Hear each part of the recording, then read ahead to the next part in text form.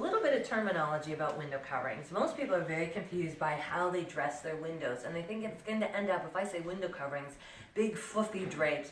I am not a fluffy person. I like things to be clean and to suit the style.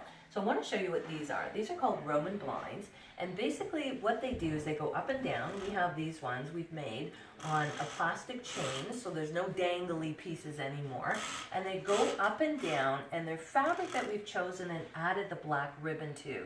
Now the beauty is it looks great in this room because it's very classic, but the nice thing is you get coverage and softness in the window. The other thing that's great about Roman blinds is they fit within the window frame, so you do not cover up all your trim. And they're a lot softer than traditional blinds, which can be kind of harsh and look unfinished. A Roman blind is an older style that's come back into vogue, and we simply love it because we feel it adds softness and style all in one window.